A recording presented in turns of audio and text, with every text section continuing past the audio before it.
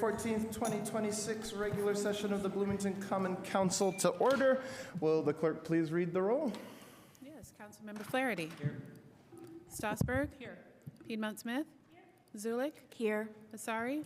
Here. Daly. Here. Rallo. Here. Ruff. Here. And thank you. Excellent.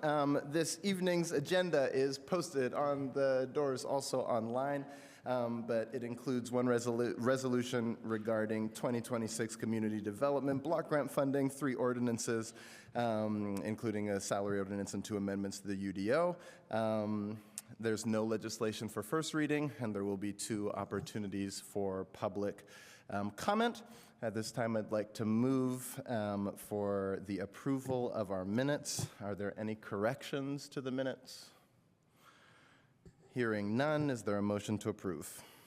So moved. Is there a second? Second. All right. We don't have anybody attending online. Can we approve the minutes by voice vote? Yes, but before you do so, I didn't catch who the second was. Councilmember Daly. Okay. And the first was there by Councilmember Zulik. Okay. All right, Thank I you. have a motion and a second to approve the minutes from September 3rd, September 17th, and September 24th. All those in favor say aye. Aye. Any opposed? That motion carries. Thank you very much. Moving on to reports. We'll start with reports from council and council members. Does anybody have a report? All right, Councilmember Piedmont-Smith. Yeah, 2 things this evening. First of all, I'd like to note the passing of Lee Williams, the founder of the Lotus World Music and Arts Festival. Lee was a huge figure in the art scene since the early 90s. He was one of the co-founders of Lotus, and he served as its director from 1995 till 2014, and as its artistic director through 2017. And he was really, Lotus has been such a boon to the community, to those of us who live here, and also to many people who come from all over the Midwest and the country to enjoy the international musical acts that participate in Lotus. And it's thanks to his visionary leadership that is possible, and his legacy will live on as Lotus Festival continues. The second thing I wanted to mention is that on Monday is Martin Luther King Jr. Day. And as usual, the city of Bloomington is going to have a celebration of Martin Luther King Jr.'s birthday with a guest speaker, Dr. Tracy Parker of UC Davis, who's going to speak on the theme of soul, spirit, and sacrifice, honoring the legacy of Coretta Scott King and the women who faced America to save the nation, or the United States. The presentation of the Martin Luther King Jr. Legacy Award will also take place. And that celebration will start earlier than usual at 5:30 on Monday evening at the Buskirk-Chumley Theater, so that we can be finished in time to watch the college football championship at 7:30. So that is my report. Thank you so much. Any other council members have reports? Councilmember Stossberg. Thank you. I just wanted to give everybody an update about Plan Commission. We had our first Plan Commission meeting of the year on Monday night. It was a very long meeting because there were 3 petitions on it that all generated lots of discussion and interest. So I just wanted to give a short summary of those. The first one is the Trades District Hotel, and that was approved by Plan Commission with a set of conditions. Basically, they were following the UDO, and the conditions just have to do with things that still have to be ironed out, and those last things. And I did make sure, if you remember, we vacated part of the alley for that hotel, kind of on the promise that there was then going to be an L-shaped alley, and so new alley dedicated, new right-of-way dedicated, and that is in the plan. The other 2 petitions were forwarded to second readings. One of them was about a new subdivision off of Dunn Street that is being proposed kind of between Matlock Heights and Blue Ridge, and that also generated a lot of public comment. They're looking for a couple different waivers and then several variance approvals from the BZA ultimately. So sort of an interesting petition. And then the third thing that we talked about that also got forwarded was the Hopewell PUD. So y'all have heard about that already. It is like formatted a little bit differently, and staff had a lot of feedback around how it was formatted, and so I expect a lot of that to change.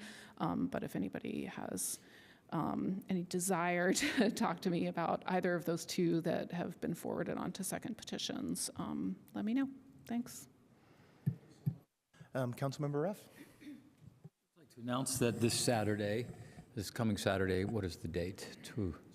The 17th of January, Councilmember Rowell and I will be hosting our monthly constituent meeting, and any constituent who's interested in joining us and discussing issues, city issues that are on their mind, can go to the city's website and find the link directly to our meeting, on our virtual meeting. Thank you. Any other council member reports? All right, seeing none, am I correct, Attorney Lehner, that we do not have any mayoral or office presentations today? That's correct. Excellent. In that case, we will move on to appointments to boards and commissions. Council members may bring forward any motions at this point. Point of order. Next thing on the agenda is council committees and then reports from the public. Sorry, read this wrong. Sorry, say that one more time. Well, council committees first, which I don't know that we have any, and then public comment. Yes, I have. So something for council committees. I have a quick thing for council committees. I need to change officially the chair positions for the council committee for budget and the council committee for special processes. I had mentioned at the last meeting that Councilmember Piedmont Smith was going to chair budget, and that Councilmember Stossberg was going to chair the Committee on Special Processes, and I'm going to switch those appointments at the request of the council members. And also just wanted to state for the record, because I didn't mention this when we made appointments at our organizational meeting, that we're discontinuing the budget task force this year, so that's why we made no appointments to the budget task force. Anything else on council committees? Yes, I have some appointments to make for the citizen committee members for Jack Hopkins social service grants. I move to appoint Catherine Ntiamoa and to reappoint Cameron Greer and Eddie Rue. Second. Okay, there's a motion and a second to appoint 3 people to the Jack Hopkins committee. Is there any discussion? Is that in our packet somewhere and I missed it? Sorry, can you repeat that? Are those names in our packet somewhere and I missed it? No. Okay, can you, I missed the names then. Could you? Yep. Catherine Ntiamoa, Cameron Greer, and Eddie Rue. Okay. Is there any questions or discussion?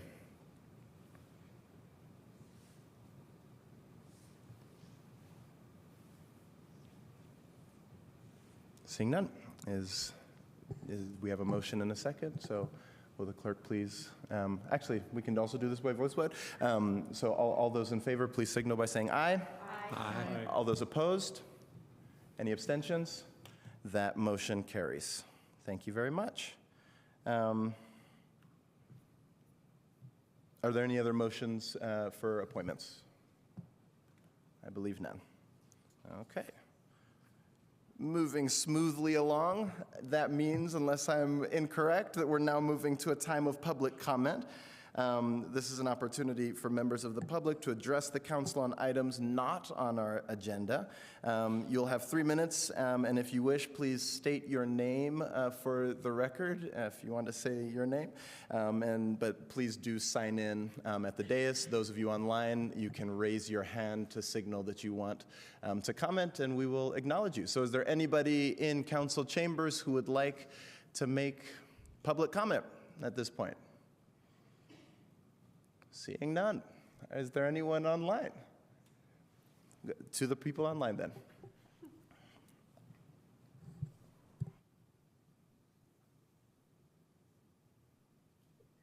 My name is Kevin Keogh. I'm a lifelong resident of Bloomington, and I come before you again tonight out of genuine concern for transparency and accountability in our city government. Values that I believe most of you sincerely support and values that are essential to public trust. At the last council meeting, I spoke of the city's fiscal year 2024 annual comprehensive financial report. That report was due no later than September 30th, 2025, and was later promised by December 31st, 2025, and yet as of today is still not public available. For residents who care about fiscal oversight, this delay raises reasonable and legitimate questions. Since that meeting, I read just today a report about the Board of Public Works adoption of a new special events policy, and has further deepened my concern. During that meeting, a city official cited a very specific attendance figure for the 4th Street Festival, 1,700 attendees on Saturday and 1,600 on Sunday, based on data from a city's vendor, Placer.ai. These numbers were used to counter public testimony and to support policy decisions affecting a long-standing community event. However, a reporter in the past has requested records supporting these figures from Placer.ai. The city has responded to that reporter that no records exist because the data is live and is not saved. Respectfully, that explanation is troubling. I want to be clear about the perspective I bring. I'm a certified information systems security professional with over 25 years of experience as an IT auditor. In my professional career, data that is relied upon for decision-making, especially data cited in public forums, must be reproducible, retained, and subject to review. If information cannot be produced, examined, or validated, it should not be used as a basis for policy decisions. If data is reliable enough to be cited publicly and used to justify changes to a long-standing community tradition, then it should also be available for public scrutiny. Transparency is not optional. It is foundational to good governance. When financial reports are delayed, and when operational data is cited but cannot be produced, a pattern begins to emerge, one that erodes public trust, even among residents who want to believe in the integrity of their local government. I respectfully urge the council and the city leadership to ensure that records supporting public decisions are preserved, disclosed as required by law, and communicated clearly to the public. Bloomington's reputation for civic engagement and openness depends on it. Thank you for your time and your service to the community. Also, thank you for keeping time, even though the clock was not on. That was fantastic. Are there any other commenters online? Anyone else in chambers who'd like to make a comment at this period? All right, seeing none, we are going to move on. I'm sorry, I muted myself. We have no legislation for first reading, and so we're going to move straight into legislation for second reading and resolutions. Do I have any motions? I move that Resolution 2026-02 be introduced and read by the clerk by title and synopsis only. Second. There's a motion and a second. May the clerk please read. Oh, I'm sorry. Will the clerk, can we do this by voice vote as well? I'm sorry, novice here. Thank you very much. Okay, there's been a motion and a second to introduce, for this piece of legislation to be read by title and synopsis. All those in favor, please signal by saying aye. Aye. Any opposed? Any abstained? That motion carries. Will the clerk please read? Resolution 2026-02 to approve recommendations for distribution of community development block grant funds for 2026. The synopsis is as follows. The City of Bloomington is eligible for an estimated $778,293 in 2026 community development block grant funds from the United States Department of Housing and Urban Development. This resolution outlines program recommendations from the Citizens Advisory Committee and the Redevelopment Commission. Pursuant to federal regulations, CDBG allocations are made across the following general program areas: social services programs, physical improvements, and administrative services. I move that Resolution 2026-02 be adopted. Second. Excellent. Is there anyone from the administration here to present on this resolution? Hooray!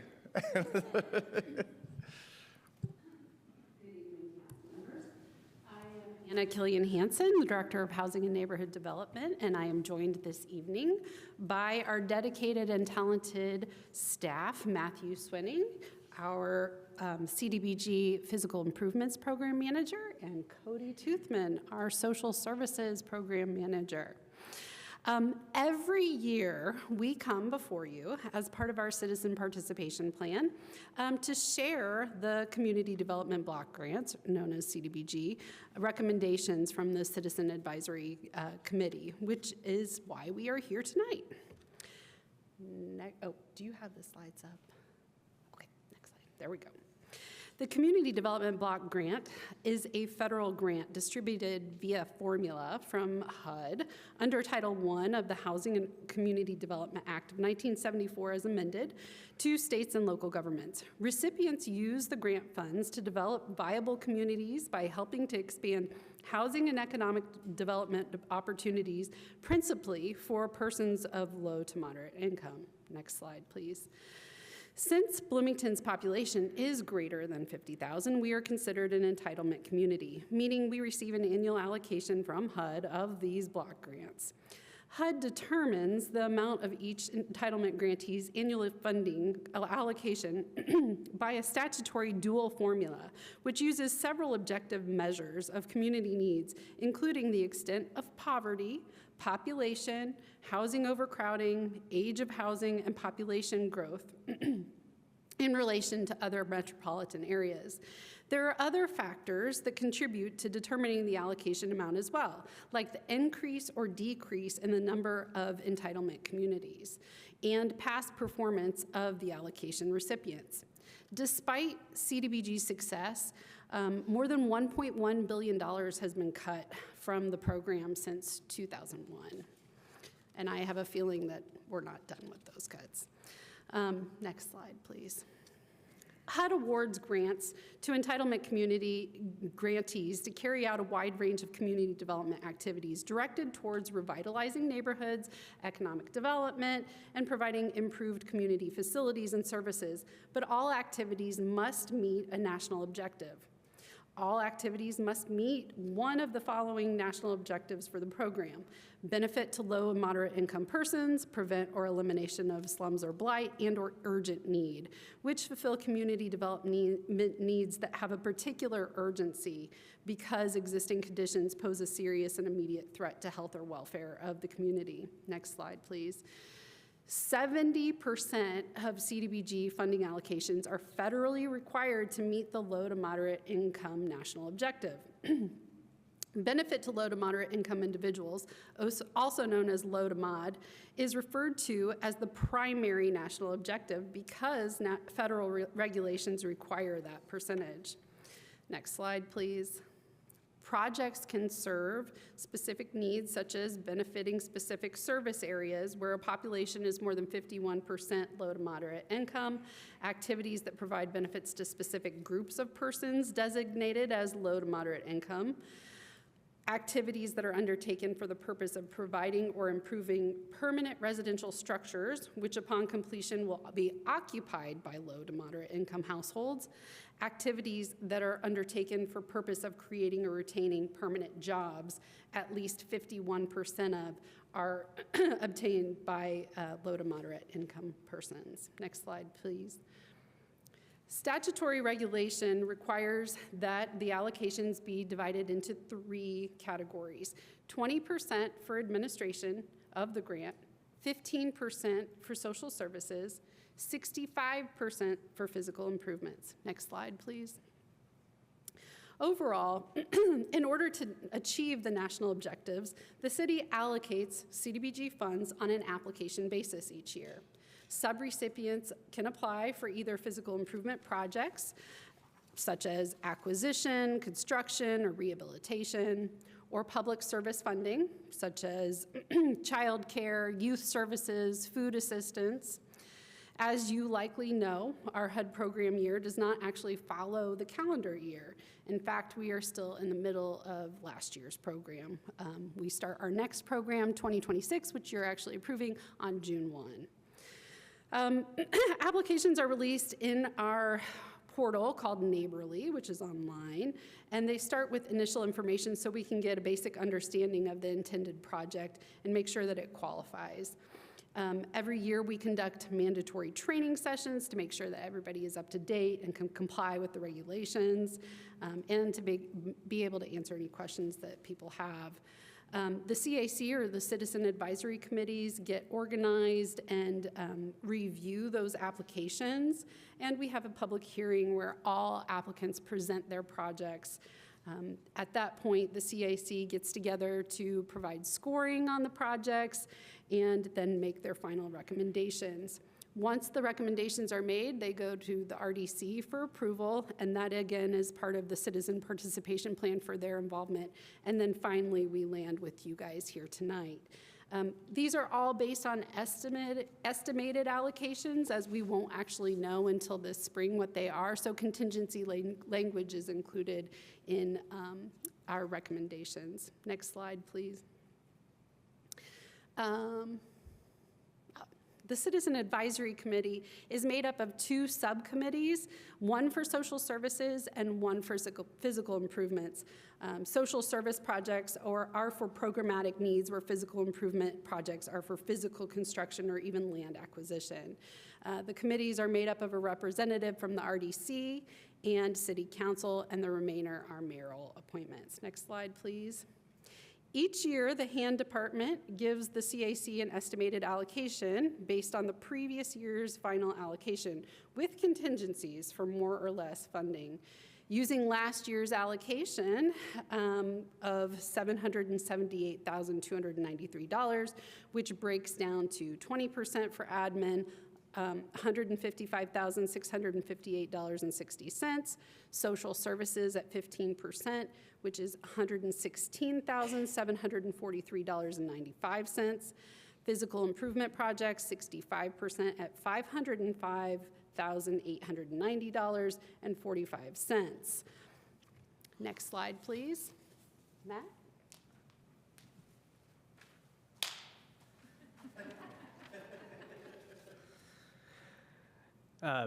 Physical improvements, we had a lot of good projects again this year, and I never envy the CAC for their difficult job of figuring out the allocations for the projects. The projects were for 2026, gym improvements and security access points added at Boys and Girls Club. Their request was for $169,000. The allocation ended up being $127,580. We had a project for group home flooring at 1701 East Winslow Road for Life Designs. They got an allocation of $19,420. We had a project for new fire panel at 338 South Washington Street for Middleway House. Their allocation was $11,334. We had a project for a build out of the basement area at the family shelter for New Hope for Families. Their request was $60,000. They received an allocation of $53,000. There was a project at Reverend Butler for redoing the playground and the courtyard. Their request was for $200,000, and they received an allocation of $150,000. And the last project was for My Sister's Closet, their new building at 1204 West 2nd Street. They're going to be doing major renovations there. They had requested $190,000 and received an allocation of $144,556.45. Thank you. Oh, no, I'm not done. But wait, there's more. So the contingency language. We always have to do the contingency language because stated earlier, we never know exactly what our allocation is going to be. So the contingency language for physical improvements is as follows. If CDBG funding for physical improvements exceeds $505,890.45, the additional funding will be used to fully fund projects in this order. First would be New Hope for Families. Second would be Summit Hill Community Development Corporation, BHA. Third would be My Sister's Closet. And lastly would be Boys and Girls Club. If the CDBG funding for physical improvements is less than $505,890.45, funding shall be reduced as follows. The first $12,000 will be taken from Summit Hill Community Development Corporation, and anything over that will be taken from My Sister's Closet. And now I'm done. Thank you.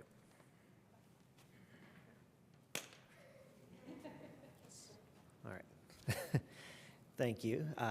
For the social services projects for 2026, as you can see, encompasses a lot of essentially childcare, food, and homeless shelters, sorry. So first on my list is Community Kitchen with their free meals program, receiving a full ask of $25,000. Next, Beacon Inc. For the Friends Place Emergency Shelter for $20,000. Hoosier Hills Food Bank for their food distribution program at $20,000 as well. Boys and Girls Club for the Ferguson Crestmont Center After School Childcare and Education Programs at $18,000. And New Hope for Families, Childcare and Early Childhood Education, $18,000. And finally, Middle Way House for the New Wings Emergency Shelter at $15,744. Next slide. So for our contingencies, as Matt was talking about, what was decided on is that if the 2026 funding level is greater than the $116,743.95, the top 6 agencies will receive funding distributed evenly with no award to exceed their initial request, and no award may also go over $25,000. Let's see here. If the allocation is less than $116,743.95 and the amount is greater than $80,000 but less than $100,000, then we'd use the following percentages to calculate the award for the top 5 recipients. Community Kitchen would receive 22.5% of the total award that we are able to allocate. Beacon would receive 20%. Hoosier Hills Food Bank, 20% as well. Boys and Girls Club at 18.75%, and New Hope for Families at 18.75%. If the amount is less than $80,000, we would fund the top 5 agencies with no grant to go below $15,000. Any agency dropping below $15,000 would be eliminated and the funds redistributed to the others to achieve the minimum. Part of the reason for that is because the amount of administration it takes to manage these grants, as well as the audit requirements they go through, does make it quite expensive. At a certain point, the dollar amount getting too low would sadly just be almost a waste of their time in some respects. But on that, I'll take it back to Anna.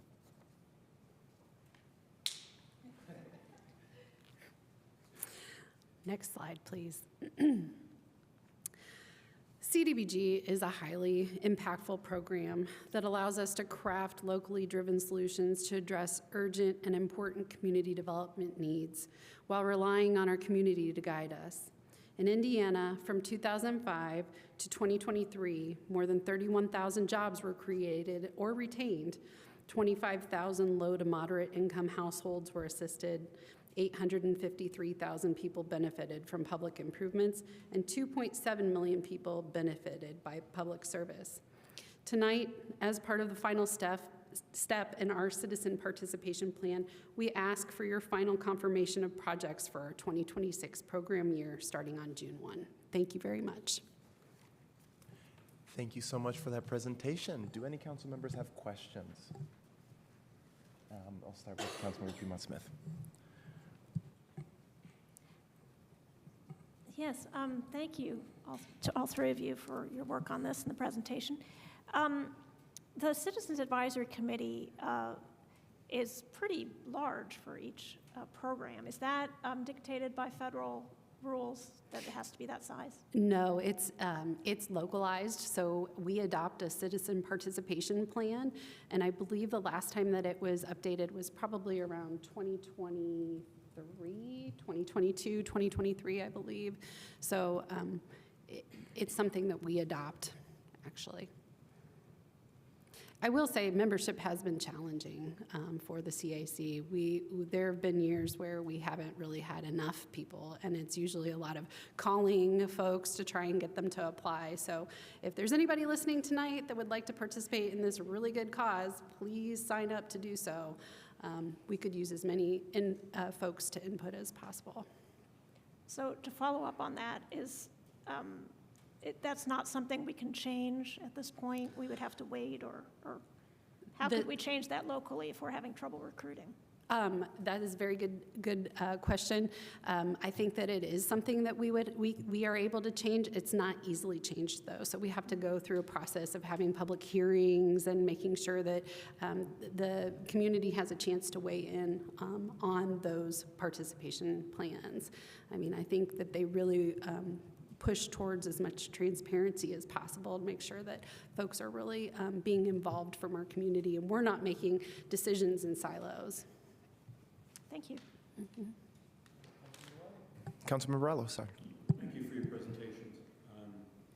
So I note this perennially, I suppose, that CDBG funding has declined over the years, and now it's really in threat of being eliminated if the Trump administration would have their way. Fortunately, Congress has resisted that. However, it has been falling, and I understand that probably the reconciliation between the House and Senate will cut it even further.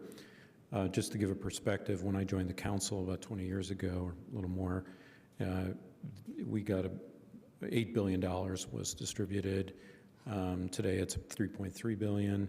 It's going to be less than that. Back in the 1980s, it was 20 billion, nearly 20 billion. I guess my point is that these are our tax dollars that we send to Washington, and we're getting fewer and fewer back for low-income earners, basic needs in the community. And we have some mechanisms to compensate. One of them is Jack Hopkins funding. And so that's why perennially, again, I try to advocate for more, even though I understand that we're under a crunch as well in terms of, restrictions by state and taxes and so forth. I guess my question then is, how do you see compensating in the future for these cuts? Jack Hopkins is one mechanism. Mm-hmm. Are there other things we can be doing to make up the difference? It's a really good question, and I think that will boil down to each year's budget requests, to be perfectly honest with you. But I think that there are ways that we can work smarter and not harder with our funds.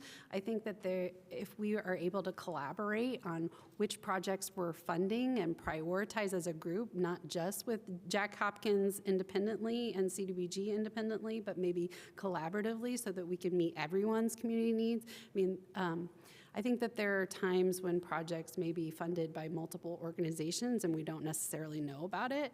So maybe a little bit more collaboration could help stretch the dollar a little bit further, would be my hope. But we haven't crossed that bridge, and we haven't had to yet. So I'm really actually dreading the time when CDBG may or may not get cut. Because look, we have 2 to 3 times the funding requests than funding. So it is incredibly challenging. And our social service agencies really rely heavily on this funding every year. But I also think that, we are restricted with our projects by what is applied for. So if we have community needs that aren't getting applications, then we really need to start working smarter about how we're addressing them, is just my personal opinion. Mine too, thank you. And I wanted to just bring this up to be cognizant of our situation, and hopefully people across the political spectrum will contact their representatives and say this is unacceptable. This is our tax money. There are people in need. It's unconscionable that it continues to be cut. Thank you. Thank you. Thank you. Councilmember Zulik. Thank you all so much for working on this. This is one that I think we're all excited to hear about every year. Could you please speak to the timeline that recipients should expect to receive their grants, and what that timeline looked like in 2025 as well? Sure. In 2026, you mean, or? So for this upcoming year and this past year, both of them, please. It's always so challenging. So we don't start our program year until June 1, but we don't always get allocation recommendations from the federal government on time. So we're required to close out the previous program year, and we can't start the new program year until they approve an annual action plan. So there are certain federally required steps that have to happen, and sometimes there's delays on those. Like the government shut down. We did not have any allocation recommendations on time this year, so everything was kind of pushed back. Add in, if it's a physical improvement project, we have to do, and there's ground disturbing activity, we have to do a pretty extensive environmental review. So that delays projects from starting.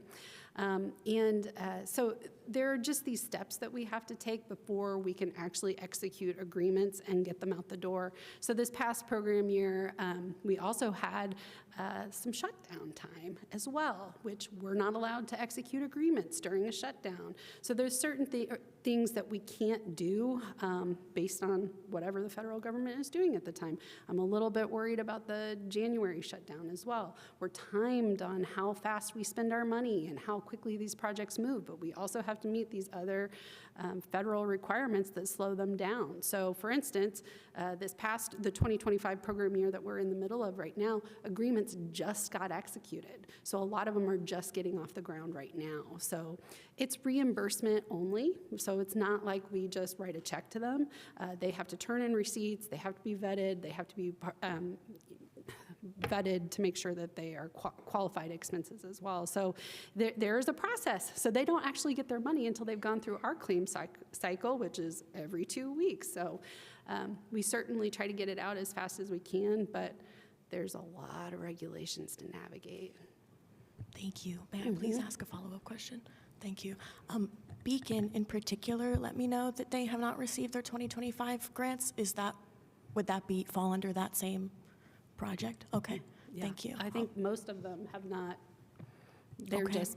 And as part of our citizen participation plan as well, one of the slowdowns is that we have to wait for an RDC meeting to approve those contracts before they can ever get executed as well. So there's just kind of a lot of hoops to jump through. And as a matter of fact, there are projects from previous program years that haven't even started yet. Oh, wow. And that's not our fault. It's just the speed at which their projects are moving forward. So. Okay, thank you so much. I'll let them know they should expect to hear shortly, soon, at some point. Yeah. Okay, thank you. Councilmember Flaherty. And listen for the presentation. I wanted to double check something, which is that the 20% on administration is a cap, but not a requirement, right? We could spend less or none. That is a good question, and I'm actually going to defer to my colleagues on this one, to Cody on the admin. And just to clarify, my question isn't how much it costs us to run administration.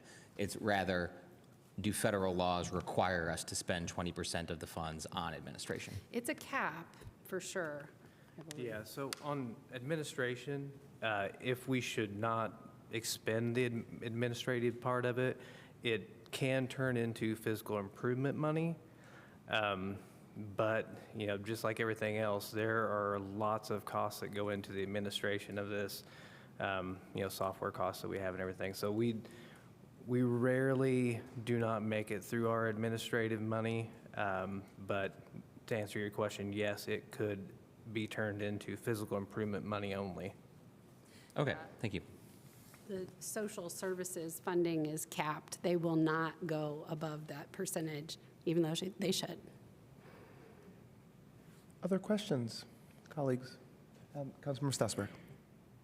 Administrative money also a reimbursement then? It is based on time. So there's a whole federal system for tracking time and how we're doing that. We have to draw down money within a certain amount of time to have it apply towards our timesheets, that kind of thing. So, yeah, there are a lot of regulations related to that. And we also can use the admin money for things like phase ones, just to help prop up those environmental concerns. Great, thank you. Mm-hmm. Any other questions? Councilmember Piedmont Smith. Yes. Does membership on one of the Citizens Advisory Committees actually require citizenship, since it's called Citizens Advisory Committee? Boy, I'm not sure about that. I wouldn't think so. And if not, can we call it something else, like Residents Advisory Committee? Yeah, it is in that CPP, that Citizen Participation Plan. So I personally would like to change the CPP, hopefully, in the next year. One of the things that our current CPP does not allow is that, for instance, when we put things out to public notice, it won't allow us to use a website or use online. I think we're spending quite a bit of money for publishing fees, which I think we could continue as well, but there should be more than one mechanism that would count for notification. So there are just some things in that need to be adjusted to be more with the times, in my opinion. So when we're looking at that would be the perfect time to kind of look at that verbiage, and that hadn't clicked for me, so I apologize. So is that something that is periodically updated, that Citizens Advisory Plan, or just something that you're looking to update in the next year or two? Yeah, it doesn't have to be updated. My predecessor had updated a couple things in there as well. And so we certainly can do that at any point. It's just going to take a little bit of time because there are those public hearing requirements, and they have to review some of the language as well. Okay, thank you. Any other questions? All right, seeing none, we'll now move to a period of public comment. If any member of the public wishes to comment on Resolution 2026-02, now is your time to do that. And I see some coming. So just as a reminder, if you'd like to say your name, please do, and otherwise please sign in. For those of you online, please raise your hand.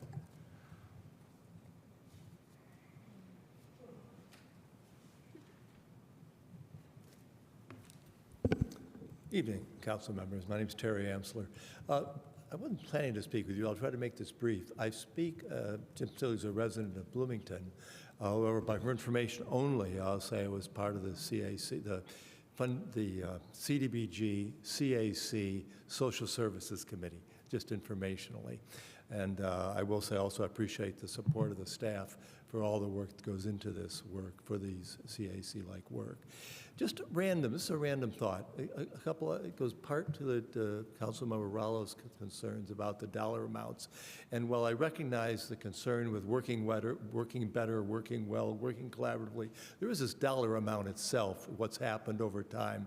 And so I would appreciate it within reason, within the world that we live in, for the city to make statements about this back to decision makers who decide on these matters about this issue and what it means and for these dollar amounts to be reduced to the significant degree that they are, given the already limited amount, particularly because of my particular interest in the social services side.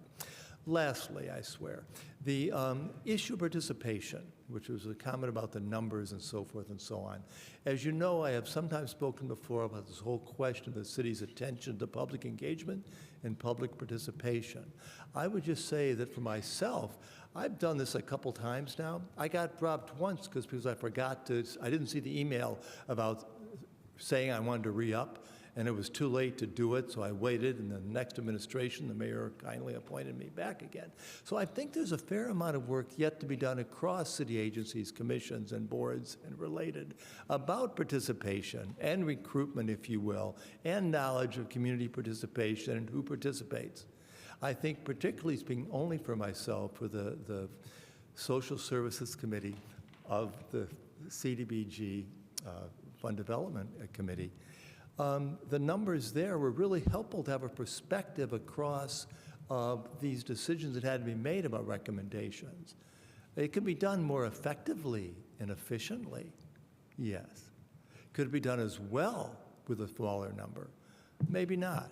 So it goes back to what the old public engagement interests and perspectives are and learnings by the city, thinking back, finally, I swear, now really, to the city's comprehensive plan and what it says there about public engagement and how very little attention is ever given to what it says and how we're doing. And I'm done. Thank you very much. Thank you for the comment. Are there any other people who wish to comment at this time? No one online? Anyone in Chamber of Commerce? Chamber of Commerce. In the chamber. All right, seeing none, we'll now go to council member comment. Councilmember Daley, I just realized I was muted that whole time, sorry. You speak loud enough, fortunately. Thank you. Yes, so I was fortunate enough to serve on the social service side of the CDBG this term, and I really enjoyed doing it. It was very, very different work than the way we approached the work in the Jack Hopkins Social Service grant funding. So it was really enlightening to be a part of both of those teams to see how this is done. It was also incredibly hard work and frustrating. First, I want to give a big shout out to the staff. Thank you so much for all of that hard work you do. Cody, I think you probably have the patience of, I don't even know what, you had unbelievable patience with us, because I know we were all over the map at times, so thank you very much. Mr. Amsler served with me, thank you. That was really good work that you did too, but like I said, it's really frustrating because there's not enough money to go around for all of these requests. The social services were so low funded, we only get the 15% of that, and it was not a lot of money to work with, and we had so many requests coming in for so much more than we had to give out, and many agencies, unfortunately, were excluded, and that was not something that we took lightly. I just wanted to, let any of the agencies who might be listening know, who did not receive any of the funding, that it weighed heavily on us, and we really wished we could have done more. But thank you for this opportunity to be able to serve and be part of this. Anybody else with comment? Councilmember Rallo? First, I want to say thanks to Mr. Amsler for always being an advocate for public engagement and also transparency. And I agree with you that, these sorts of things can be kind of arcane or obscure over time, and people don't necessarily follow what we're doing. But we really should be talking about the erosion of much needed funds for our community and the implications of that. And this takes the form, as we know, of incremental cuts over time. So perhaps this year the federal government will only cut a couple $100 million from 3.3 to 3.1, but the trend has been a reduction, and it's significant over time. And it also should be reflected that we're getting less money simply because even if it was frozen, inflation, of course, will eat away at that dollar amount. So I also want to thank staff, Director Gillian Hansen, for your work on this. And I guess it's incumbent on us to make this known, both to the public. I hope the press covers this. And also to our representatives, and it's probably also incumbent on us to make sure that we try to fill the gap in the form of Jack Hopkins funding and what other whatever other means that we have to do so, because the need remains or increases over time, and so we have to do what we can. So that's all. Thanks. Thank you.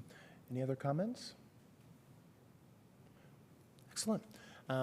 I would just like to say that I know we've had a lot of discussions, and I think it might be useful for all of us to continue to maybe work on this, but both the question of how do we share information better between Jack Hopkins and CDBG. I know they're on different timelines, but maybe that actually might help a little bit in sort of feeding information from CDBG into Jack Hopkins and vice versa.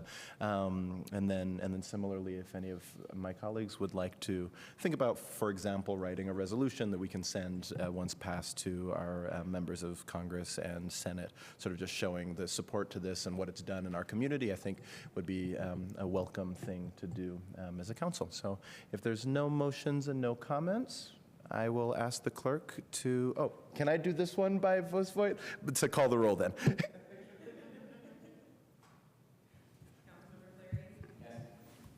Strasburg? Yes. Piedmont Smith? Yes. Zulik? Yes. Asari? Yes. Daly? Yes. Rallo? Yes.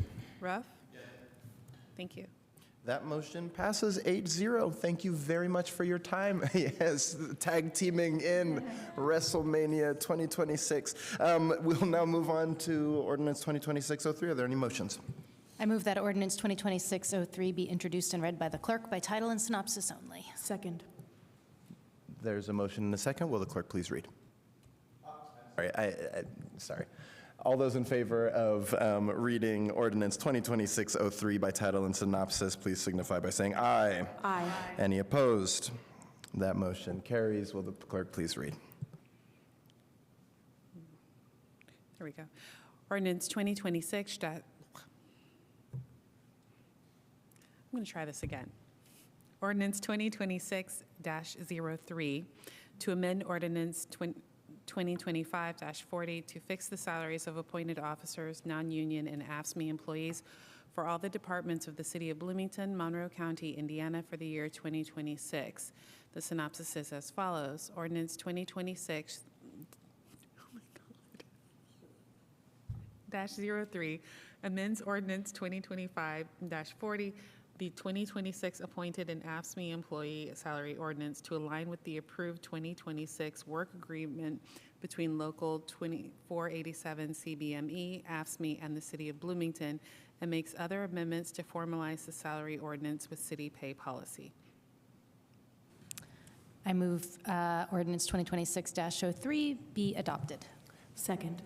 Thank you. I believe we have Dr. Pachak here to present on the ordinance.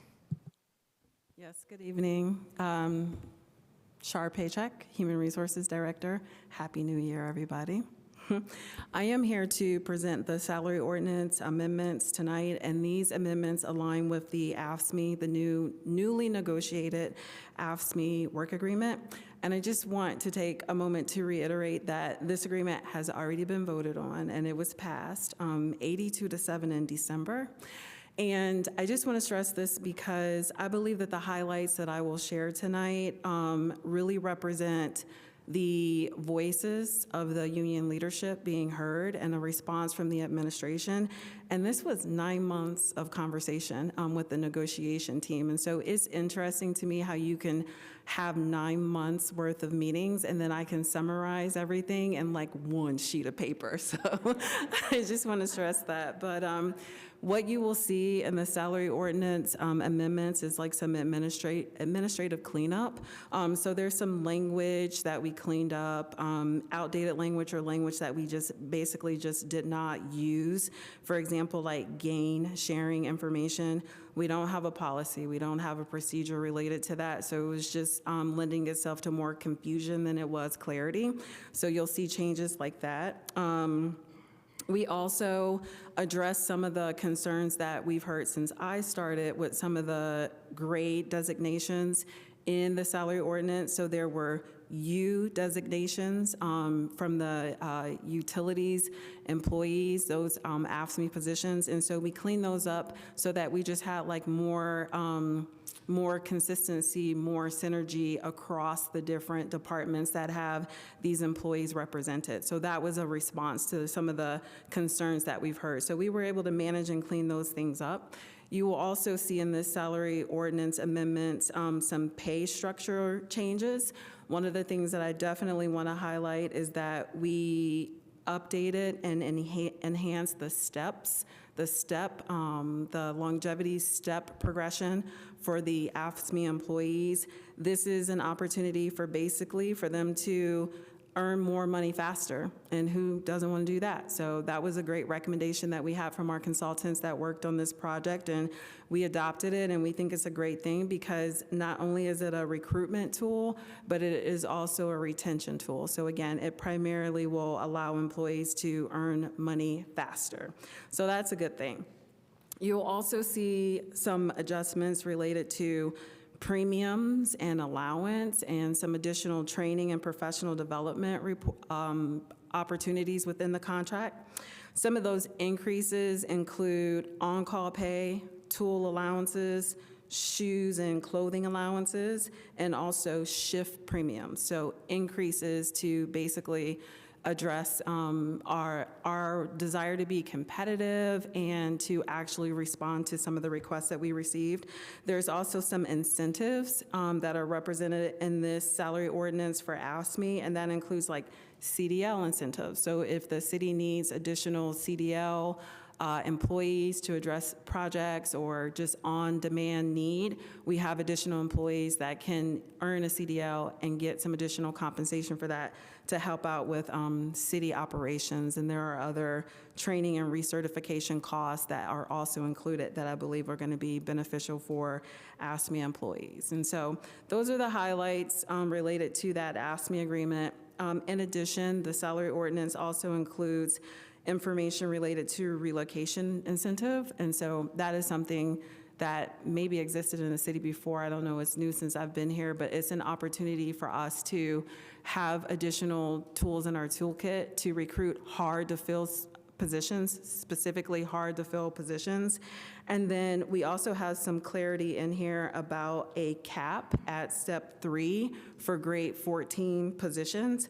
Those are department heads, and that is a compensation management decision, and it is considering budget constraints for our highest paid positions. So I am happy to answer any questions that you have. I have Deputy Mayor Knapp here, and City Attorney Brittingham is here, and HR Assistant Director Kanye to help me address questions depending on what questions you have. Thank you so much. Are there any questions?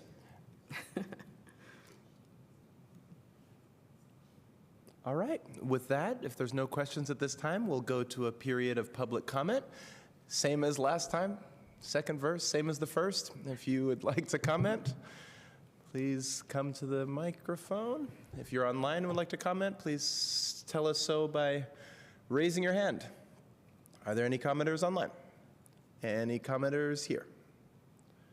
With no comment, I will move back to council. Are there any comments amongst council members? Please, Councilmember Piedmont-Smith. Well, just thanks to everybody who was involved in this 9 months of negotiations and discussions. Also, I'm pleased to see the relocation incentive be included in the ordinance. It's always good to be as transparent as possible about the tools that the city is willing to use for employment. And I know relocation is very expensive, and I'm glad that we have that option to get good folks here. Thanks. Thank you. Express appreciation to all of the folks on the negotiation team, the AFSCME union leaders and all the city staff. I know that was really hard work doing those negotiations. I heard about it from a distance, and I'm just really glad that that there was agreement reached that everybody seems really happy with. So thank you.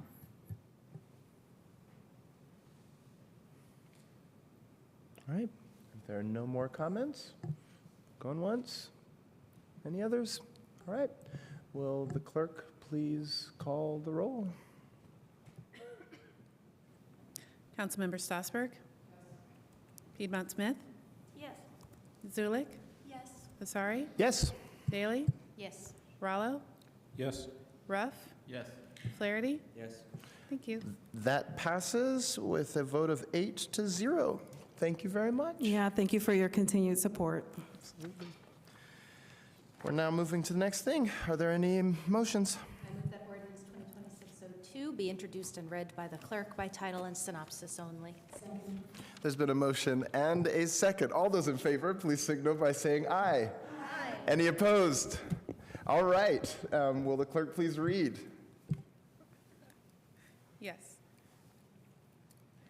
Ordinance 2026-02 to amend Title 20, the Unified Development Ordinance of the Bloomington Municipal Code regarding response to Resolution 2025-17 related to amending the eligibility subsection, the qualifying standards for plan unit development subsection, and defined term section of Title 20. The synopsis is as follows. This ordinance amends Title 20, the Unified Development Ordinance, in the following manner.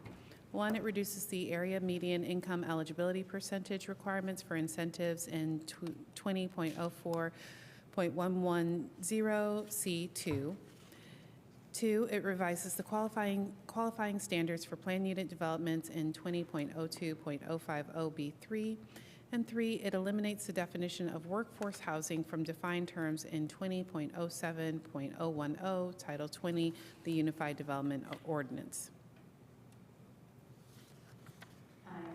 Ordinance 2026-02 be adopted.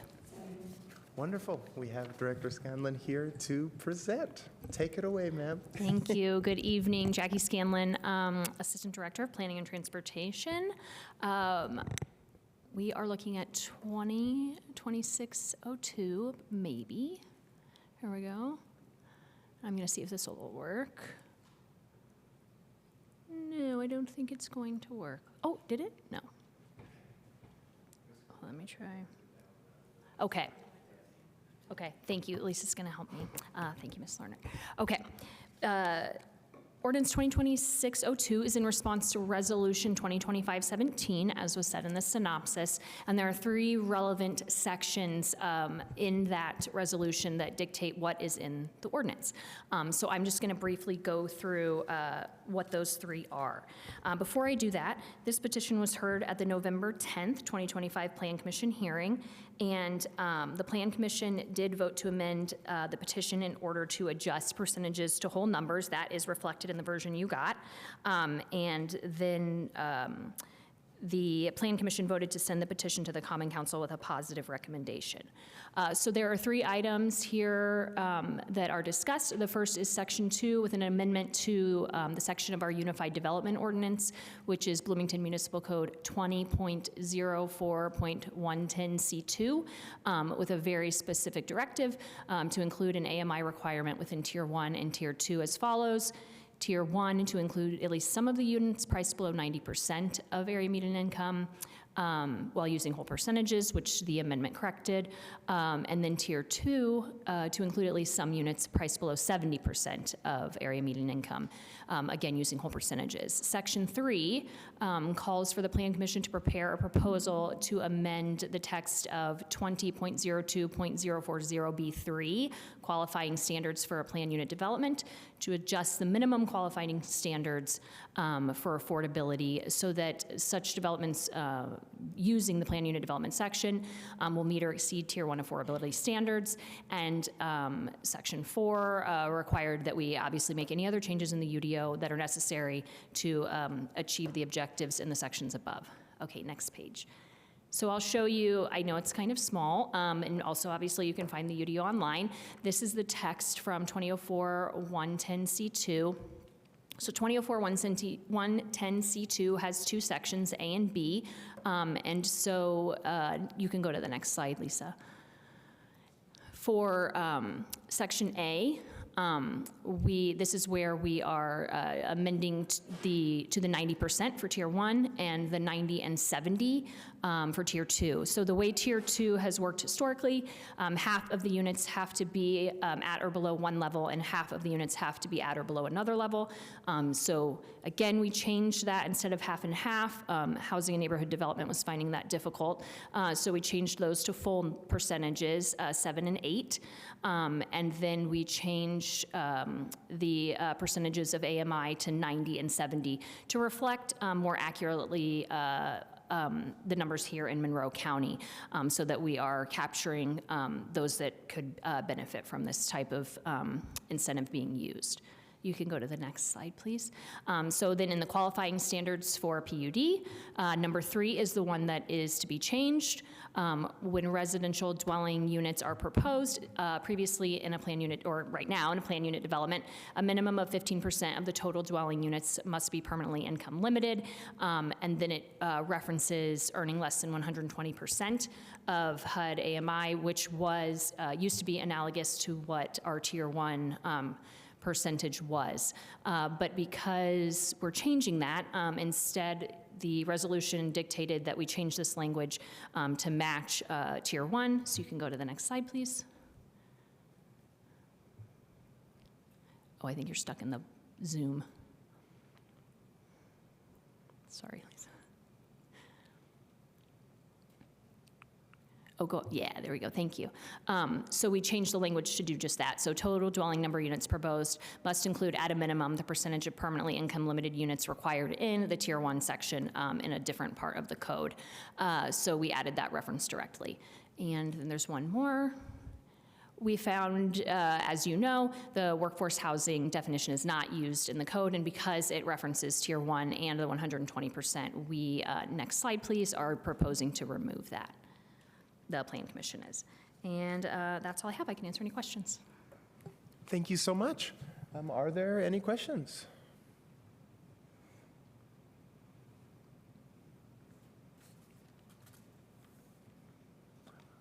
If there are none, I will go to public comment. Now is the time if any member of the public wishes to comment on Ordinance 2026-02.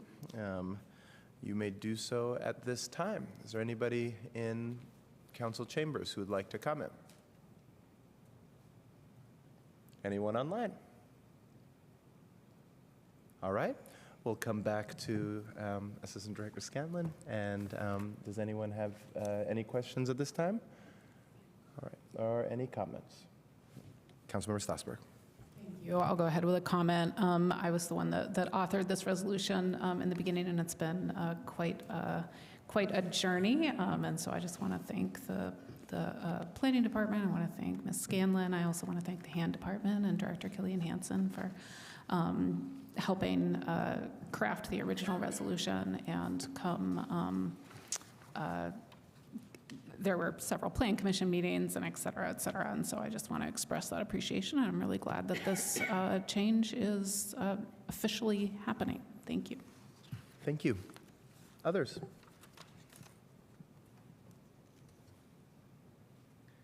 All right. Will the clerk please call the roll?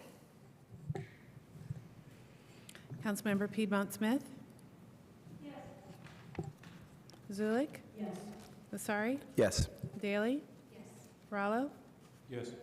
Ruff? Yes. Flaherty? Yes. Strasburg? Yes. Thank you. That motion passes 8-0. Thank you so very much.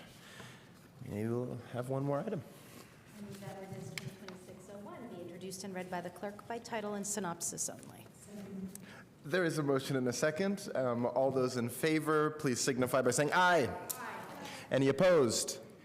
Abstentions? Seeing none. Clerk, please read.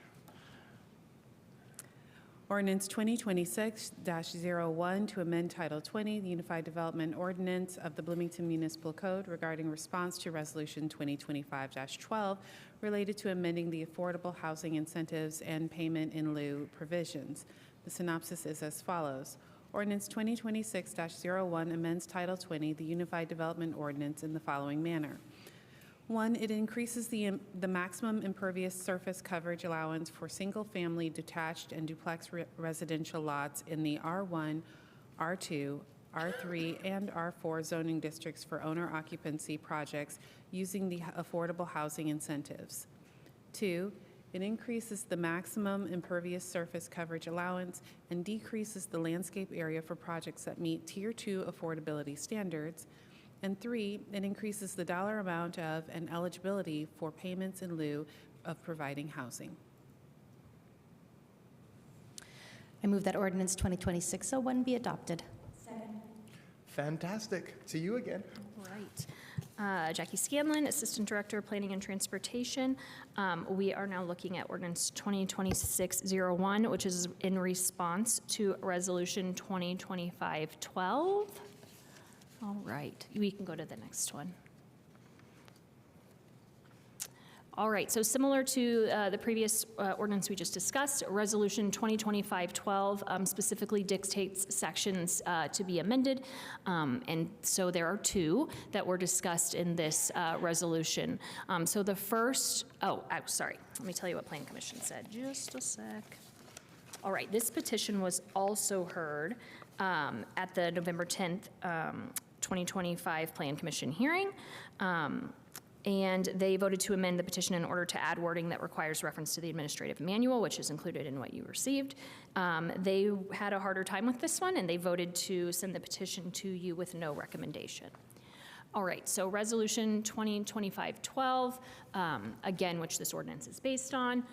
Common Council directing the Plan Commission to prepare a proposal consistent with the resolution to amend the text of UDO 20.04110 C5 to assess the incentive structure and consider creating additional incentives for affordable housing, including but not limited to expected owner-occupied unit development. Section 2, the council further directs Plan Commission to prepare a proposal to amend UDO 20.04.110 C7, the payment in lieu section, to assess the payment in lieu option and consider an increase in the qualifying standard for developments utilizing a payment in lieu procedure. Next slide, please. So we'll go over section 1. This is a very specific section called Affordable Housing Incentives that includes an A and a B. One is reduced bulk height requirements for developments occurring in the R1, R2, R3, and R4 zoning districts. So we were tasked with looking at those. And section B as well is applied to projects across the zoning districts, and we looked at that section as well. Next slide, please. Okay, so the first set of amendments under A, we clarified that the single family referenced here was intended to be detached single family, and put in the reference after the zoning districts saying that are also intended for owner occupancy. So again, the following dimensional standards shall apply to single family detached and duplex residential lots in the R1, R2, R3, and R4 zoning districts that are also intended for owner occupancy that meet either of the criteria in subsection 2 above. And so what we did here was we added an additional potential incentive, which is having the maximum impervious surface coverage being increased to 80%. So we can go to the next slide, please. That does sound like a lot. So here is a little visual that's kind of like maybe trying to explain the justification for allowing that. So if you have, X number of acres of land, and you are in a zoning district that requires 60% of that to be set aside, then if we're saying the smaller boxes on top of the black line on the left are the sizes of the houses that are being built, and the rest of it is being set aside to meet the 60% in a subdivision situation, then if all of those houses are similar size, you'll get 6 houses. If you reduce the area that has to be set aside for impervious surface coverage, you can greatly increase, in this case double, the number of units that can be built. This is also written as a may. The maximum impervious surface coverage may be increased to 80%. So it is something that the Plan Commission, they are the ones that would be seeing petitions involving this potential incentive, would have to weigh if they felt that that it would be beneficial in order to allow it to increase up to 80% for each particular petition. And additionally, in a subdivision situation, those areas required for detention or retention are required on their own common area lots. And so those would still be set aside to meet whatever the drainage needs are of that subdivision. We had another question about the language that are also intended for owner occupancy. As you know, in Indiana, we cannot regulate who owns what, but because this is an incentive, if in order to use it, you're opting in, it's not a requirement. So legal doesn't love when we talk about whether or not something is owner occupied. So we've put it in this manner, and we're thinking that it would most likely be used in such a way that the developer would know that that's what they were intending, and then they would record some sort of zoning commitment to run with the land, that we would have to obviously come to an agreement with them in the Plan Commission about what intent means and how long they have to agree to that. So this is just kind of a soft entry into including owner occupancy as something that could give you greater incentives than you could get otherwise. And what else was I going to say about that? One of the projects that we looked at was the Mat Press project on the Beeline by Hopscotch. And so the single family lots there are over 90% covered. And so this would be less than that. One of the things we also looked at was Trailview, which was a habitat project up on the Beeline northwest of here. And most of those lots were about 60%. And so one of the things we kind of talked about internally was, you know, if it was 80, those houses could just be bigger for more people to be in. And also for someone like Habitat, who has in the past talked about potentially moving to a duplex model, having 80 may be able to just allow a home for one unit or two to just be larger and allow more space, living space, as a lot of those houses, for example, have a lot of outdoor storage, and that this could potentially allow for those to be greater. Okay. Yes, this is the other change in this section, thank you. So in the Tier 2 projects, we are also proposing an increase in impervious. So same argument as the one I just described, and that would just be an allowance of a 10% increase from whatever is allowed by the zoning district. Okay, next slide. Okay. So the other objective of the resolution was to amend the payment in lieu section. Next slide, please. So this is what it is. And we are only proposing an amendment to section A. So the dollar, I'll go ahead and read it out loud. The dollar amount provided as a payment in lieu of providing housing must be based on the minimum percentage of eligible units as described in the administrative manual. A payment in lieu option is only available in petitions for projects that contain more than 30 dwelling units.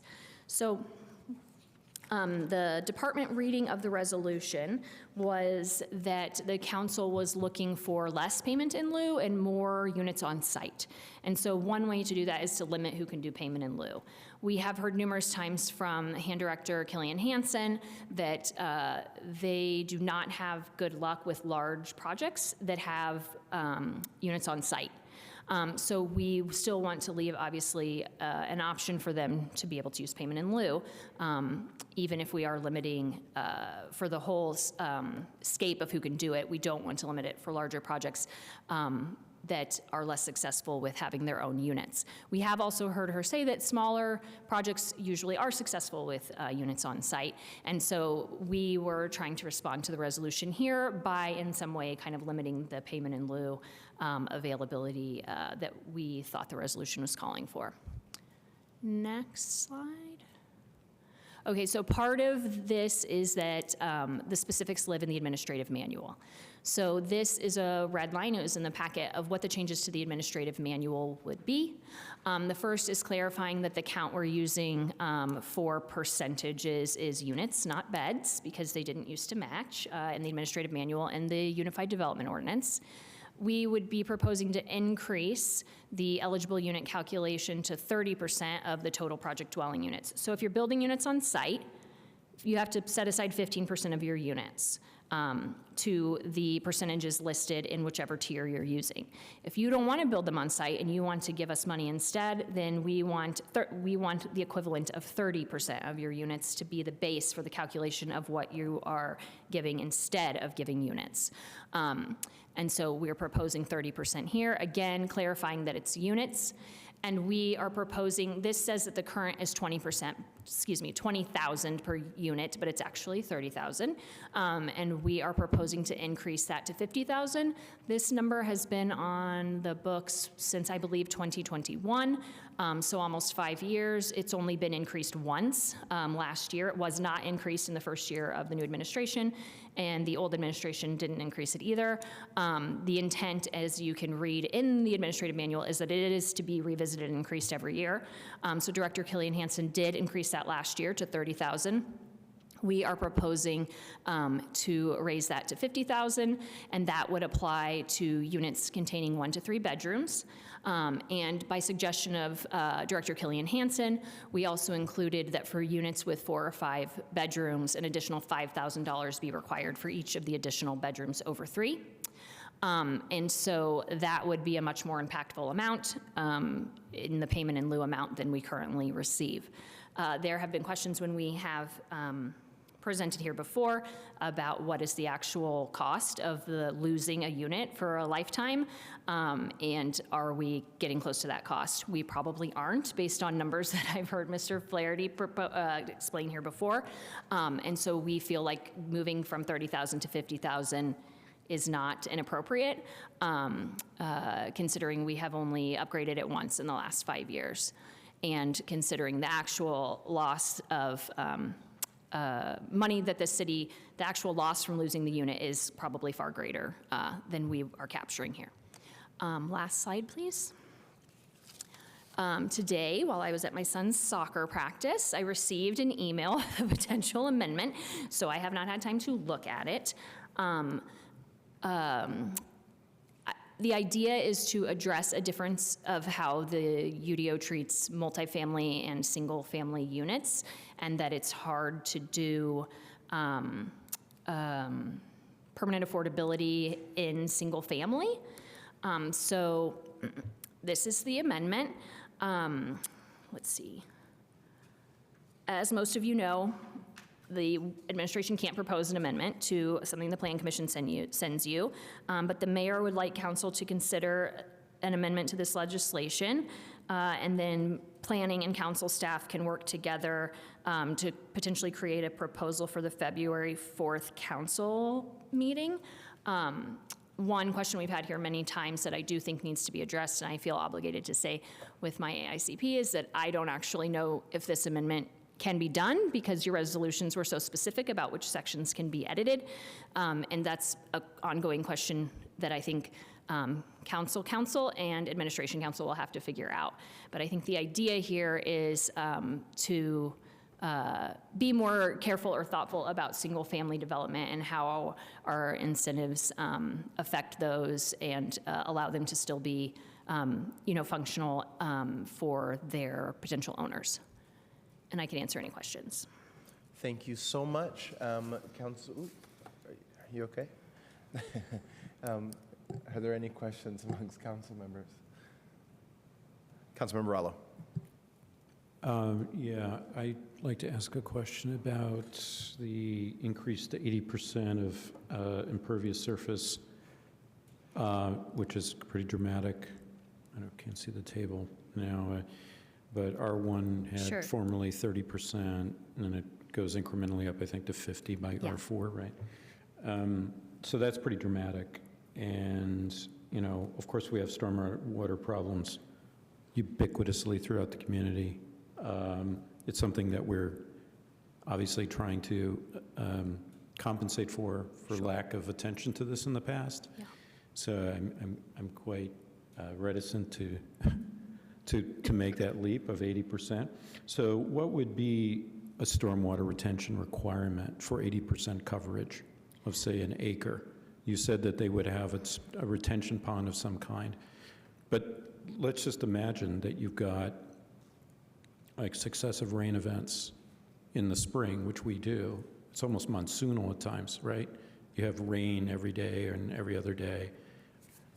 I mean, is this something that would be deployed to, realistically speaking, that it wouldn't overwhelm a retention? Sure, I think it's a great question. Yeah, sorry, I didn't mean to cut you off. Go ahead. No, that's not. Okay. I think it's a good question. In a subdivision situation where they're creating new lots, my understanding is that the City of Bloomington Utilities typically uses the maximum of what could be built as the base for figuring out what the detention requirement is. I don't know that they always did that when they weren't sure what was going to be built there, but that has been, I believe, the process for at least the last couple of years. So basically, when they're sizing the detention pond for a new subdivision, they will, if they use these incentives, and again, these are only for single-family and duplex projects, only in the R1 through R4, they would be using the assumption that 80% is covered in order to size the appropriate detention. So I think that in a subdivision situation, that would be adequate, because that is how they do it now, right? They size the detention based on how much is covered. So even if less is covered, they aren't, they aren't necessarily factoring in the open space to decide what the detention is. It's just the coverage space. I think the one where it may be more concerning to maybe is like a one-off project. But you think about this as the affordability incentives, it doesn't really make a lot of sense for someone. It's not going to happen really in a one-off situation, because why are they needing incentives? Usually so that they can get more units, right? So that the lots can be smaller and they can put more in. So we think that we will mostly see this in subdivision situations. Additionally, we don't see very many of these. I think we've seen one in the similar regulations were in the old UDO as well. Not the impervious surface, but the other ones in this section related to setbacks, and they just aren't typically widely used. So yeah, we would expect it in a subdivision situation where they were expecting to provide some probably high level of low-income housing. How did you land on 80%? Well, I looked at, as I said, we looked at some of the other projects in town. I was looking mostly at the affordable projects, actually, which seemed to hover, the ones I looked at seemed to hover around 60 to 65, and then I was trying to look at the sizes of the actual houses there compared to other similar single-family housing. That's kind of how I got to 80, like if they were grown to what would still be a reasonable size coverage, how much would they actually be covering on those lots, for example, in Trailview. We met with Councilperson Piedmont Smith, and that's when she asked about the map press project, and then I thought, oh yeah, I guess I should also be looking at market rate. In my mind, I was thinking of it as affordable. And yeah, the map press project covers quite a bit more, and obviously, had to work with City of Bloomington Utilities to figure out the detention at that location. I've got another question, but I can continue. Okay, well, is this one of the reasons it was punted to us? In what do you mean? Well, with our recommendation. So the Plan Commission said. Sure. Council, yes. What was the reason? Well, that's a great question. It was so long ago, but yes, I do believe this was one. I'm sorry, I should have reviewed that. Yeah, there were just some questions. Like, for example, you can see in the packet. Plan Commissioner Holmes had an amendment to just only require payment in lieu for everything, to just switch. And so there was some discussion about that, how deep do we want to get into all of these little incentives, or do we just want to kind of scrap the on-site incentives? So I think it's just a complicated issue, and they couldn't come to an agreement. And I don't believe all 9 were there. Was a point of contention the impervious surface? I do believe that the 80 was brought up. It was not the only, but it was discussed for sure. Okay, thank you for that. You're welcome. Councilmember Stassberg? Real quick on that question, because I'm the Plan Commission representative. In my memory, the impervious surface part was not the problem. It was the payment in lieu issue that Thank you. had the most conflict. But my question is, I guess my first question, I'm trying to go back to it now. When you're talking about the Tier 2 projects and the maximum impervious surface increase the allowance by 10%, and then it says may decrease the landscape area by 10%, does that mean you're actually increasing by 20%? Or is No. that like the same 10%? Yes, it's the same. It's two sides of one coin. Okay, I just wanted to make sure of that. That's what I thought, but I wasn't sure. And then the other question that I have, can I ask the second one? Is whether the proposed changes to the administrative manual have actually been changed in the administrative manual, because council, of course, doesn't do that. That's just up to the hand director. So has that officially been changed for 2026 at this point? No. So we're waiting till this goes through, and we will change it based on what happens here. Okay, thank you. Other questions?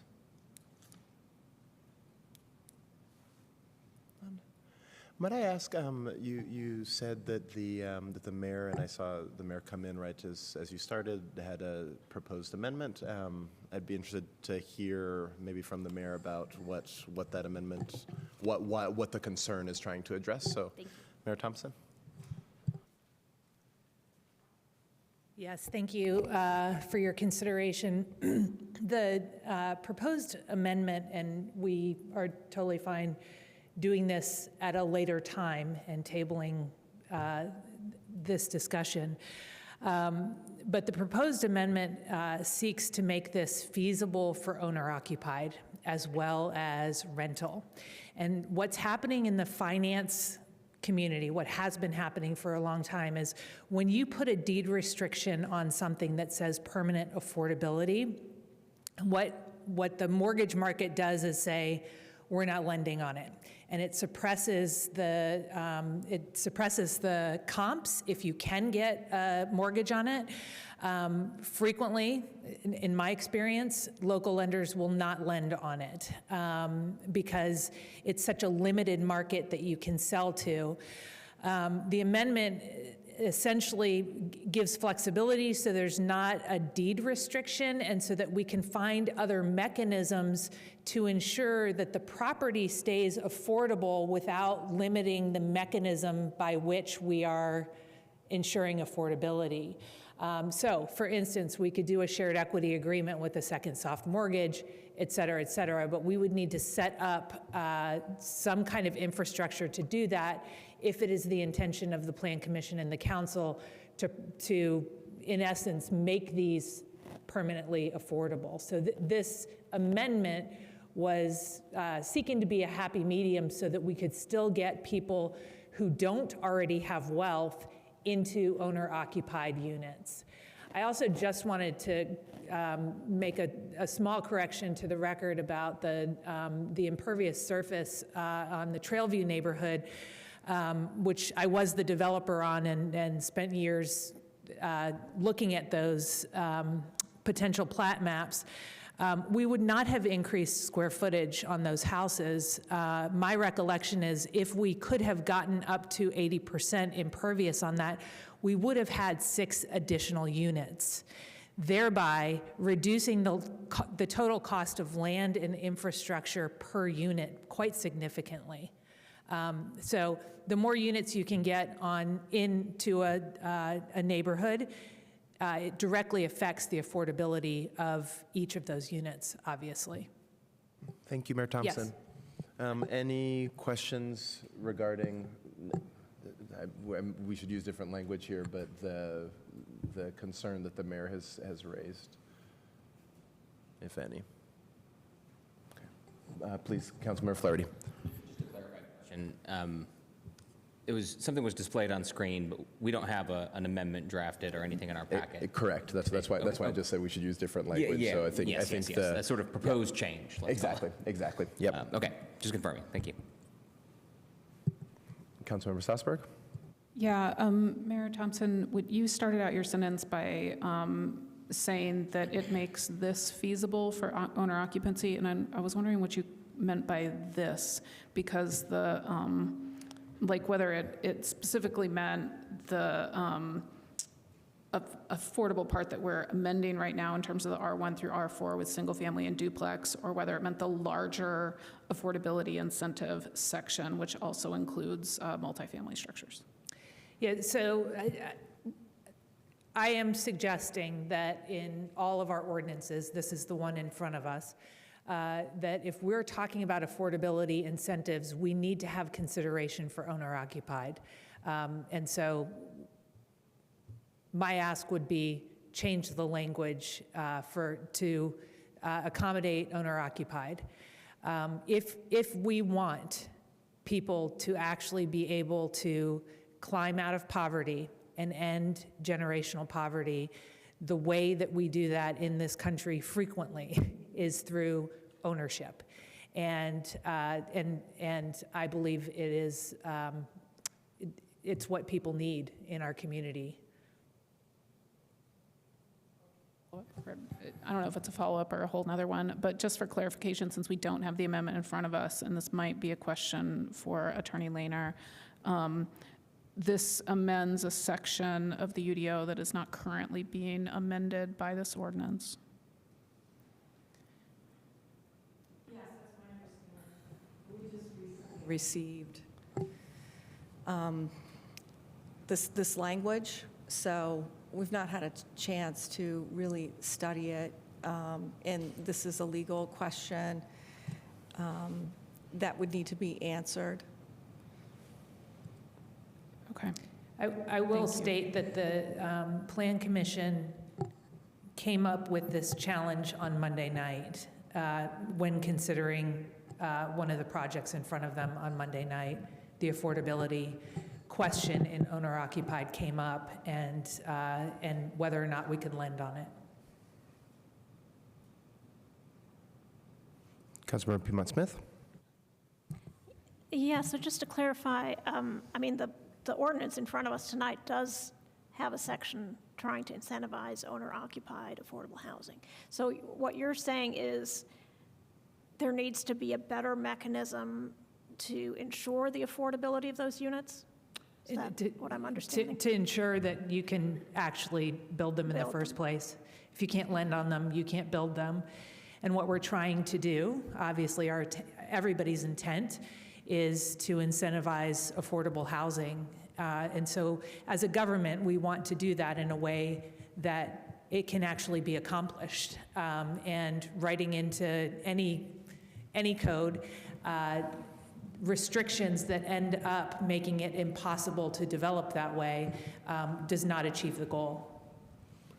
May I ask a quick clarifying question, Mayor Thompson, maybe which sort of clarifies the questions that have been asked. What is it in the amendment, in the amendment to the UDO, so not the proposed amendment, what is it in the language that we're voting on today that presents the problem that you're seeing? Is this a thing that exists in the UDO currently, or is it a change that we're voting on today that you think is going to lead to this problem?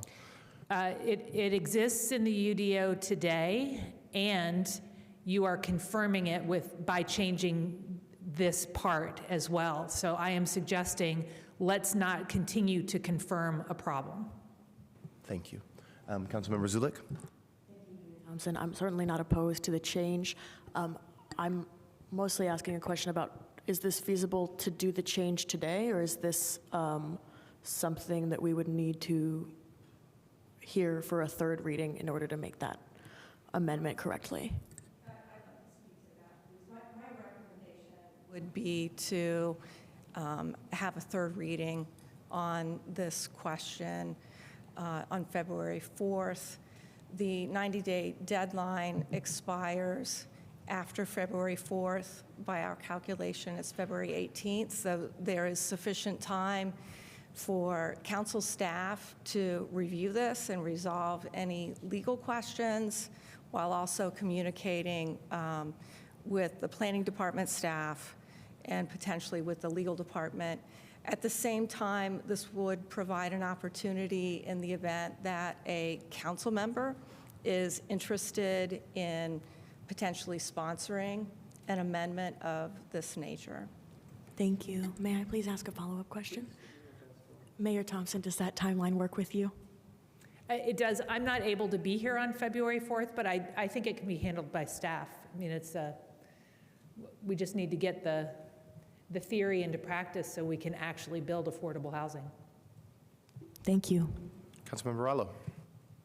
Well, if there are no other questions, I'd like to make a motion to postpone consideration of, yes. Councilmember Rallo, did you say if there are no other questions? Yeah, that is what he said. So I think others have questions. Well, I got a nod from the chairs. Well, you can, to be clear, you can make a motion anytime you want. But so, if you want, do you want to make the motion? It's going to end debate if I make a motion and have a second, is it not? It's totally up to you. You can motion and we can discuss it. Well, Mr. President, if there are other questions, then Yeah. Okay. we can Let's respect your wishes. Other questions? Councilmember Pima-Smith. Yeah, regarding the payment in lieu revision, so this is probably for Ms. Scanlon. So do I understand correctly that the proposal that would be in the administrative manual to increase the amount to $50,000 is not based on the actual value of that the affordable housing would provide, that the lower rates attached to the lease of the affordable housing over a period of 99 years, that was not considered when coming up with the amount for payment in lieu. Is that correct? Correct. Because I understand, and I've had some back and forth conversations with Ms. Kelly Hansen about payment in lieu, and so I'm just wondering. I'm not fundamentally opposed to payment in lieu, but could we consider a more rational mathematical basis for the amount? You all how can would we do amend that? However you'd like. Yeah. But since this is in the administrative manual, how would we go about doing that? Sure. I think we would have to probably rely on calculations done by the Housing and Neighborhood Development Department related to how much that particular unit loss is over time. So how would we as a council? Sure. If you do decide to postpone, we can work on that before the February hearing as well. Yeah, I guess I'm just, since it's administrative manual, I'm just like, how do we have any impact on that since it's not in code? Sure. Is that just an understanding that we then develop or something? That's a good question. I mean, yes, so the administration gets to set that number. So ultimately, the way that we have done it, since it was written 5 years ago, the directors of HAND and ESD have determined what that number is. So yes, they would have to be on board with that, but we can work with Director Killian Hansen, Director Cooper Smith, and see, if there's a way to present to you what that number would be, and then a reasoning why or why not we would be changing to that. Okay, thank you. You're welcome. Other questions or motions? Councilmember Strasburg. Postpone ordinance 2026-01 to our next meeting on February 4th. Second. I have a motion and a second. Is this a debatable motion?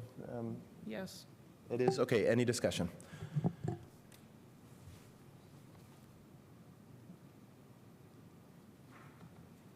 Please, Councilmember Strasburg. I just want to say that the purpose of once again, this was my resolution in the beginning that led to this ordinance, was to actually get more affordable housing accomplished. And I agree with the mayor that lending can be a roadblock. I have some hesitancy about whether putting an amendment into this kind of amendment into this ordinance is the right legal move, but I'm really happy to give it a couple weeks and have the attorneys figure that out. And if it, is decided, I'm happy to help work on that and sponsor that amendment. And if it's decided that that's not the way to go, I'm also happy to work on this through the Plan Commission with an entirely new modification to the UDO. Thanks. In terms of discussion here, I might ask, it's totally up to you all, but I think it might be worth having public comment just because we're considering amendments. I think our intention is clear to postpone. Whether or not we vote for that is a different question, but I would ask that we rather have public comment and then postpone if at all possible, but leave that to the motion maker, motioneer.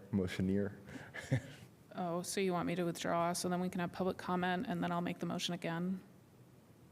That would be my preference, but I have no say in this matter. That's fine with me. I'll withdraw my motion so that we can have public comment, and then I'll make it again happily. Wonderful. Okay, so with that, I'd like to move to a period of public comment on ordinance 2026-01. If you're wanting to speak on this online, also raise your hand. Please sign in and state your name for the record if you're able to. Good evening, Mr. President. This is Christopher MG from the Greater Bloomington Chamber of Commerce, and I want to thank the mayor for stealing my thunder. I was just about to bring up the deed restrictions. That was talked about the Plan Commission meeting on Monday from Stephen Bishop, the Bish from First Financial Bank, on what that means as far as the lending market goes. And what we have to do is make sure the process works to achieve our goals. And I originally was going to talk about sort of adding from the last amendment with the PUDs and affordability of housing and how I don't think that quite works, but I punted for this one just to bring up a couple things from that same November Plan Commission meeting. Commissioner Holmes's amendment, which I was for, which was kind of get rid of the units on site aspect. And while I think it's commendable and the intentions were great, I think the collection recovery, the admin cost to do it was just not feasible to what the goal was. So the payment in lieu, I think, was just a much cleaner version. And Ms. Hansen made a great report, I think, sometime last year on where those funds were being used. And it just is a much cleaner fit. And I think one thing on these, when we talk about affordability and we're talking about developers, is somewhat some flexibility and not adding complication. There was an interim report from IU on housing and how in Monroe County, which does include the county government as well as ours, our development takes, I believe it was 14 months compared to the rest of the state, which is 5. So complexity is our enemy, and to make sure that we are sort of streamlining the processes on this, and then we want to get our goal. We want to make this more affordable, and we do want to get owner-occupied. We want to build wealth, and the best way to do that. So I think it's just important to sort of look at some of these things and kind of look at some of the collateral damages that may be caused by the process itself. And so when we have some time between the next meetings, sort of look at some of these things, because I think we're just sort of understanding like the deed restrictions that I learned about on Monday, which it's been talked about, but I had not really considered that more. If you don't have a mortgage market, you don't have a market. And what then you're doing is sort of making the process much more difficult for the developer and making it just harder to get our achievable goals, which goes to the point of just making sure when we've talked about what that payment in lieu should be, making sure, let's talk to developers what kind of makes sense on that, because you're also not putting into that administrative cost that takes every year that we've heard about to just make sure that there's compliance, and compliance costs money. That's why we tax some things that are easier than other things. Like sales tax is easy to collect. There's other things with deductions that are not. And I thank you for your time tonight. Perfect. Other public comment? Anyone online? Anybody else in chambers? Fantastic. Coming back to council, I'll hear any motions or comment. I'll again move to postpone ordinance 2026-01 to our next regularly scheduled meeting on February 4th. There's a motion and a second. Any discussion? Seeing none, will the clerk please? Oh, sorry, no, I'm so sorry. I mean, I said seeing none, but I wasn't looking, to be honest with you. Okay. Councilman Moralo. Bang my gavel. Well, just to say, I mean, I appreciate the fact that streamlining is works, and I'm interested in that proposal. However, in the past, we've had certain objectives of streamlining. For instance, at the Blooming Food site, where we gave up a PUD for negotiation of the previous administration, which rendered now the current at Latimer Square Apartments, which has been a massive disappointment for a lot of people. Yes, we got a lot of apartments, student apartments, but what we were hoping for is a mixed-use development with other housing types and so forth, which didn't manifest because the promise was streamlining would be a process which would, give us a good outcome. So anyway, just to say that I look at that proposal with caution, put it that way. Mm-hmm. Any other comments? I think ideally specifically about the motion. All right, seeing none, will the clerk, or can we do this by voice vote? Sad. Please call the roll. Okay, yes. Councilmember Zulik? Yes. Asari? Yes. Daly? Yes. Rallo? Yes. Ruff? Yes. Flaherty? Yes. Stossberg? Yes. Piedmont Smith? That motion passes 8-0. That will be postponed to our next meeting, which is February 4th. February 4th. Thank you all so very much. Unless I'm ill-informed, that concludes our period of legislation for second reading and resolutions. That means that we're moving on to our additional period of public comment. If you did not comment the first time and you have something you'd like to say, this is your opportunity to do so, to comment on matters not on the agenda. Is there anybody in the chamber that would like to comment on matters not on the agenda? Anyone online? Please, take it away, person online. Hello? We can hear you. Wonderful, thank you. Hello, Council. This is Steve Volan. Thank you for hearing me tonight. I'm sorry I can't be there in person, but I just wanted to say that too many of our local giants like Charlotte Zitlow and Dan Combs are falling. I wanted to note the passing this week of yet another Bloomington institution, Lee Williams. He was a promoter of live music at the now defunct clubs Second Story and Jake's in the 80s and 90s. According to the former Herald Times reporter and Lee's close friend, Andy Graham, Lee was responsible for bringing a wide variety of seminal musicians to this humble burg, often before they became stars. Acts from K.D. Lang to Coco Taylor, from Robert Hitchcock to The Replacements, from John Lee Hooker to John Prine. The first two acts he ever booked were Richard and Linda Thompson, followed by a novice band called REM. As a DJ at the then new community radio station WFHB, I remember in 1994 being assigned to represent the station to talk with him, Shahyar Daneshkar, and James Combs about the idea they were brainstorming, a festival for musicians from all over the world. I soon got sucked into helping, along with 20 or so other people, bring the festival to life. 8 artists at 3 venues on the 100 block of West 4th Street on one night that October. The Lotus World Music and Arts Festival was such a big hit that it became an annual event, and Lee its executive director. Over the next 20 plus years, much of that time sharing office space with Lotus, I got to watch Lee grow the festival into dozens of artists annually over 4 days all over downtown Bloomington. The testament to his stewardship of Lotus is the tremendous impact it's had on the life of Bloomington to this day, both cultural and economic. By 2013, a proclamation naming it Lee Williams Day in Bloomington said that he was doing economic development, bringing visitors from far-flung places who then became ambassadors for Bloomington. None of it would have happened without his intellect, his music business acumen, his impeccable taste in music, his heart of gold, and his love for this community. I was proud to call him my friend, but I was one of hundreds. My deepest condolences to his wife, Carol, and his family. The city this week is much poorer for his loss. Around the same time as the beginning of Lotus, Lee also founded one of the first radio shows on WFHB, called The Old Changing Way, specializing in the Celtic and Anglophile music he loved during his youth growing up in England. Other DJs continue it to this day. If you'd like to actively remember Lee Williams, you have but to tune in during the same time slot it's had all this time, every Tuesday night from 9 to 11 p.m. Thank you. Thank you for those kind and moving words. Are there anyone else who would like to issue public comment? No one online?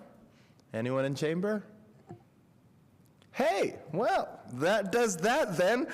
Moving on to issues of council schedule. Colleagues, are there anything that you would like your colleagues to be aware of? Anything? Honorable Clerk, anything council schedule-wise? All of council committee meetings that are coming up, thank you so much for getting those on the calendar and communicating with Deputy Clerk Crossley promptly. It has helped. Yes. Attorneys, any things for the agenda? Nope. No. All right. Well, if there's no objection, we are adjourned. All right.